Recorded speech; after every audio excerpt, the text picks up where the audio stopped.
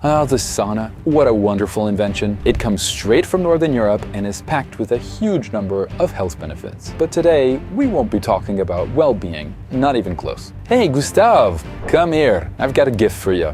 So what might happen if we leave our test subject Gustave in a sauna for half an hour at 230 degrees Fahrenheit, that's 110 degrees Celsius? Will he die of dehydration? Will he start cooking or even catch on fire? Or hey, will it be like an action movie and he'll just explode? Either way, things are about to heat up, quite literally. Right now, Gustave's all smiles, but I have a feeling the vibe is about to shift. He might end up regretting this little adventure. Huh?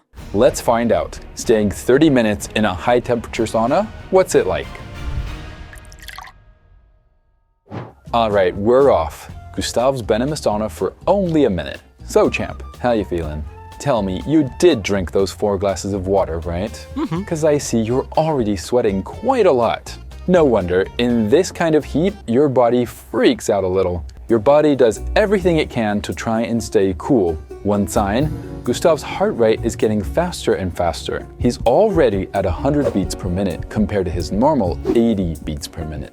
And he's also starting to experience hyperthermia, or more simply put, overheating. Basically, his core temperature is climbing towards 100.4 degrees Fahrenheit. That's about 38 degrees Celsius, instead of the normal 98.6 degrees Fahrenheit and 37 degrees Celsius. And of course, he's sweating like crazy. That's why you're supposed to drink 2 to 4 glasses of water before a sauna session. Let's move on to something you may not even know exists: the World Sauna Championships. Originally, the sauna was invented in Finland. And how do the Finns typically use the sauna? Normally, you stay in the sauna for 10 minutes, take a cold shower, and then repeat once or twice. The goal? Tone your skin, boost your cardiovascular system, relieve joint pain, reduce stress, and even kill off viruses and bacteria. But in 1999, the Finnish town of Heinola took this tradition a step further. They organized the world's first official sauna championships. Before the contest begins, the sauna is preheated to 230 degrees Fahrenheit, that's 110 degrees Celsius. That's 54 degrees Fahrenheit or 30 degrees Celsius more than a conventional sauna. That's insane. Imagine if all of a sudden a thermostat went up by 54 degrees Fahrenheit, that's 30 degrees Celsius. It would probably be unbearable. And let's not forget an important detail. Water boils at 212 degrees Fahrenheit, that's 100 degrees Celsius. And the human body is made up mostly of water. So yeah, you can imagine what kind of hell these contestants put themselves through. The rules are simple. Stay in longer than everyone else. Yep, you heard right. The one who suffers the longest wins the title of Sauna World Champion. Contestants have to stay in the exact same position. If they need help getting out of the sauna, they're disqualified. Here's a little peek at what the contestants look like after just 1 minute of competition. And keep in mind, these people train for this. Their bodies are used to these extreme conditions. Hang in there, Gustave, we're just getting started.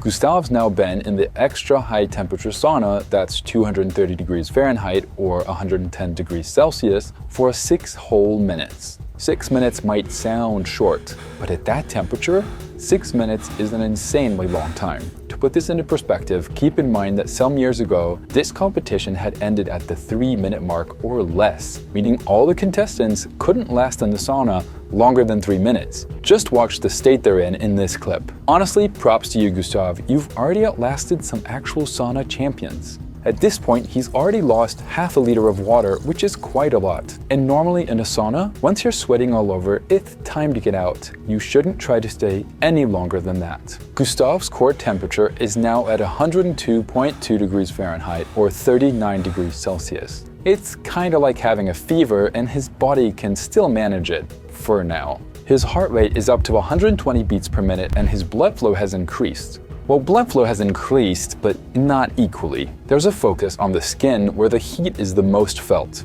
Under his skin, blood flow has jumped from 5% to 50% of the body's total circulation. It's a trick to help speed up sweating. And it also means less blood is going to other muscles and organs. Gustave, you want a nice cold beer? Whoa, easy there, champ. Careful now, you're playing with fire, and I don't just mean the sauna. What if I told you that nearly half of all sauna-related deaths are connected to alcohol, 44% to be exact, according to a Swedish study? That's a large percentage, and it's actually not that surprising. Alcohol can mess with your body's ability to cool down, increase your risk of passing out, and in these extreme conditions, it can mess with your heart rate too. And while we're on the subject, yep, sadly, some people have actually died from using a sauna. And that's exactly why we chose the 6-minute mark instead of the 5-minute mark, because at that point, the risks become much more significant. In 2010, during the 11th World Sauna Championship in Finland, the 2 finalists had to be urgently evacuated. They were severely burned. The Finnish finalist ended up in the hospital, while the Russian finalist sadly died not long after his injuries. After this tragedy, Renaud stopped organizing the championships altogether. And just to be clear, the accident was not due to a technical problem. It was the planned for high temperature of 230 degrees Fahrenheit or 110 degrees Celsius itself that caused the burns and death. It goes to show it really depends on the person's health in that moment, because the Russian that died had already had a personal record of 60 minutes in a high-temperature sauna before the championships in 2010. As for Gustav, he's still with us. We'll be checking back in on him soon. And we've just passed the symbolic 10-minute mark. Normally, in a typical sauna session, at around 176 degrees Fahrenheit or 80 degrees Celsius, this would be the moment you're supposed to get out and take a cold shower. Whoa, normally anyway. Right, Gustav? So how's it going? Come on, Gustav, seriously? You didn't even think to take off your metal jewelry? Do I really need to tell you everything? Gustav's probably got second-degree burns by now, and that's not the only risk. You have to take off your clothes, and whatever you do, don't try to hang anything up to dry in there. It might actually catch on fire, and even blowing in someone's direction is off limits. At this temperature, even a simple breath can cause first-degree burns. Before we go any further, it's time to talk about the concept of wet bulb temperature. Do you know the difference between a sauna and a steam room, also called a hammam? It's quite simple. A steam room or hammam is a hot, humid environment. It's not as hot as a sauna. It's only around 122 degrees Fahrenheit or 50 degrees Celsius, but the humidity reaches nearly 100%. A sauna, on the other hand, uses dry heat with humidity levels between 5 and 30%. And that low humidity is exactly what makes the extreme temperatures bearable in a sauna. The concept of wet bulb temperature refers to the point at which the air is so saturated with humidity that sweat can no longer evaporate. In other words, your body can't cool itself down anymore. At that point, even drinking water won't work. Under these conditions, even a healthy adult would die within a few hours. To sum up, the more humid the air, the harder it is for your body to regulate its temperature, and in this case, harder for your body to cool itself down. That's why countries like India are especially hard hit by climate change, and also why you can't really compare the heat in a sauna to the heat you feel at the beach. And just in case the sauna championship didn't sound dangerous enough, during the championship, they pour half a liter of water on the stones in the sauna every 30 seconds. With each burst of steam, the sauna feels more and more like an oven, not to mention all the sweat evaporating into the air. Whoa, you all right, Gustav? There we go. Sit back down for a bit, you'll feel better. At this rate, our guy will have sweated out a whole liter of water. His heart is pounding at 150 beats per minute, which is super high, and about 70% of his blood flow is now directed to his skin. In other words, his internal organs are getting less and less blood. But hey, he's still breathing, and his eyes are even open, so let's keep going. Just incredible. Someone give this man a trophy and some champagne. Gustav has officially broken the world sauna record. The previous record was made by a Finnish man, Bjorn Hermansson, in 2008. The guy lasted in these conditions for 18 minutes and 15 seconds. On his way out, he admitted it was slightly more painful than fun. He had been training in the hottest saunas for 30 years. Honestly, Gustav, I didn't think you'd last this long. Now I know what's happening to him. He's feeling something really strange, what people describe as a kind of heat hangover. It's got nothing to do with alcohol, actually. It's caused by how dehydrated Gustav is. He's already lost almost 1.5 liters of water just from sweating.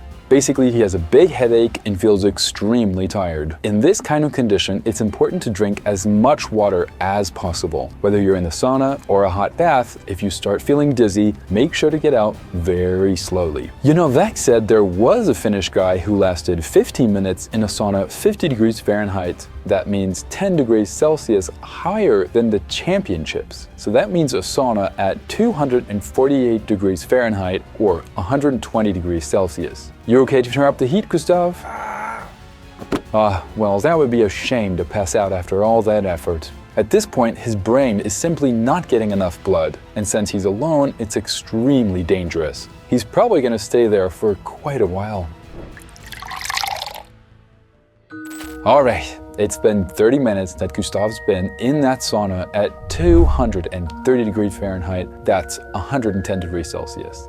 And judging by the way he looks, I think it's safe to say that we can stop here. Alright, where do we even start? Well, maybe with the fact that Gustav is no longer with us. He died from hypothermia, meaning his body temperature went over 109.4 degrees Fahrenheit or 43 degrees Celsius. No one can survive in those conditions for very long. Once the body's core temperature goes over 104 degrees Fahrenheit, that's 40 degrees Celsius, your body starts to overheat so much that your proteins begin to break down and are unable to function properly. The result? Tissue membranes begin to break down and things start leaking out. For example, the intestines release bacteria into the bloodstream, sending the body into a state of shock. At that point, you're no longer conscious. You might even be in a coma. That's why sweating is so important. It helps lower your body temperature and prevents this from happening.